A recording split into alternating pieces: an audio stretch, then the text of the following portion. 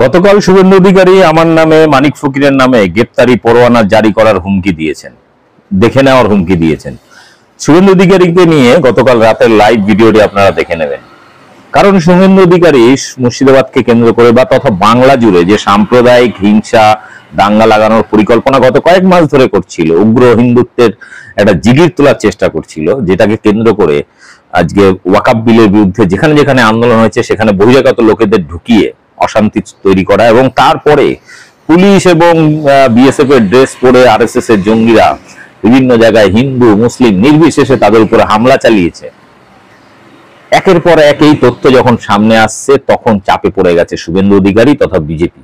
বাধ্য হয়ে আমার নামটা মিডিয়ার সামনে নিতেই হলো তাকে।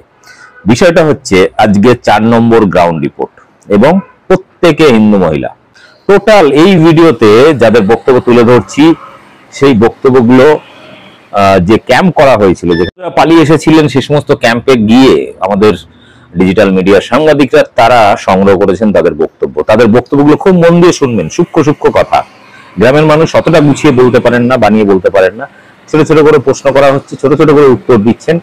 এবং সব থেকে বড় ব্যাপার হচ্ছে একজন তো এক মহিলার বাড়িতে হামলা করেছে বিজেপির লোকেরাই, নেতার নাম উল্লেখ করে বলছেন নেতাদের কারা কারা হামলা করেছে এবং গুলি চালিয়েছে 5 রাউন্ড 6 রাউন্ড তার বাড়িতে। কেন সেই কারণটাও বলবেন ওই হিন্দু দিদি। শুনুন এবং ব্যাপক শেয়ার করুন যাতে বাংলাকে এই হিংস্র সাম্প্রদায়িক বিষাক্ত পশুদের হাত থেকে বাঁচানো যায়, বাংলার সম্প্রীতি বাংলার শান্তি বজায় রাখা যায়। দেখুন, ব্যাপক শেয়ার করুন আর আমার চ্যানেল বং নিউজ লাইভ সাবস্ক্রাইব করে রাখুন, কাজে লাগবে। মিডিয়াতে টিভিতে খবর হচ্ছে নাকি আপনাদের মুসলমানরা তাড়িয়ে দিয়েছে বাড়ি? না, আমরা মুসলমান তাড়াইনি, আমরা মুসলমানের পার্টি করছি, তাহলে তো আমরা মুসলিম হয়ে গেছি। কারা তাড়িয়েছে আপনাদের? বিজেপি প্রার্থীরা।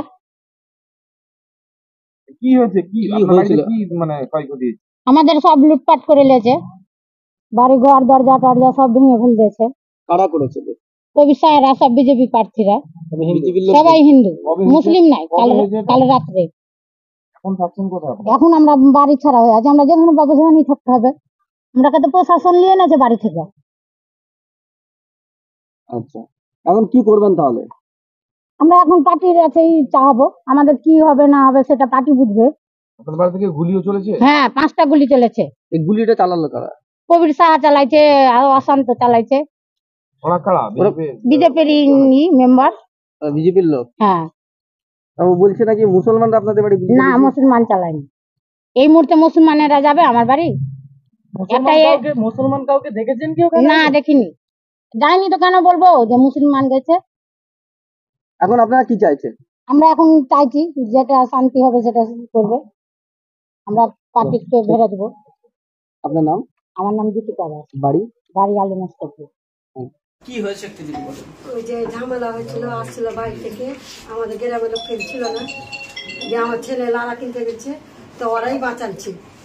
কারাই বাঁচাচ্ছে? এই গ্রামের লোক বাঁচাচ্ছে। মারতে এসেছিল তাহলে কারা? মারতে এসেছিল বাড়িকার বাইরে থেকে? হ্যাঁ। তাদের চেনেন? না, চিনি না, আমাদের গ্রামের লোকই বাঁচাচ্ছে আমার ছেলেকে। আচ্ছা, আপনি আপনার এখানে বিয়ে হয়েছে কত বছর হয়েছে? আমার বিয়ে হওয়ার 30 বছর হয়ে গেছে। 30 বছর কোনোদিন এরকম না, কোনোদিন দেখিনি। শান্তিভাবে আমরা থেকেছি। আমাদের আপনাদের জাতের ভিতরে খাওয়া দাওয়া ঘুমা টুমা সব।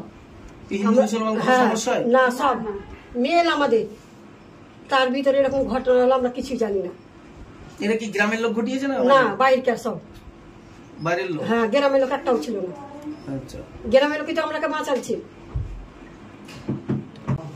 শান্তি চাই, শান্তি চাই, সবকে আমরা শান্তি চাই। আচ্ছা, আপনি আপনার বয়স কত?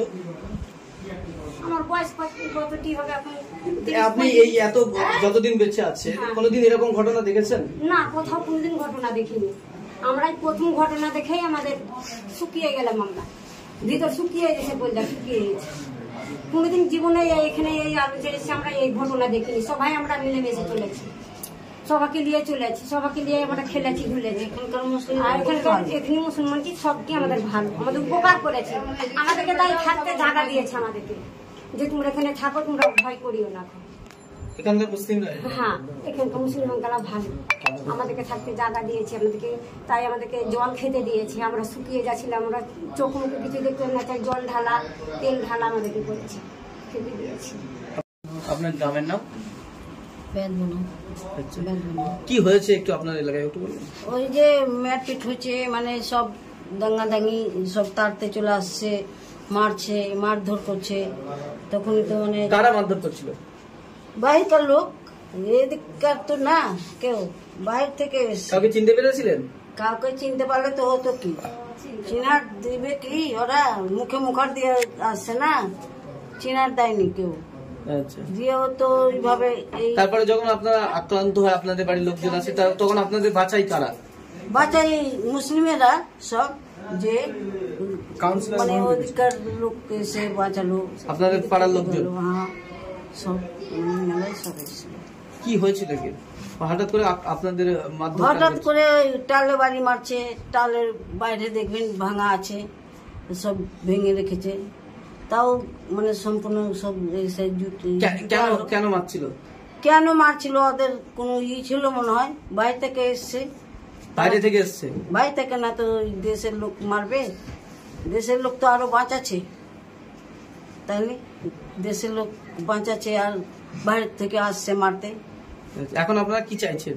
এখন সুখ চাইছি, যে জানে শান্তি, ওই যে ফাঁড়ি যায় জায়গায় জায়গায়, জানে কেউ যাতে অশান্তিটা না করে, বুঝলেন।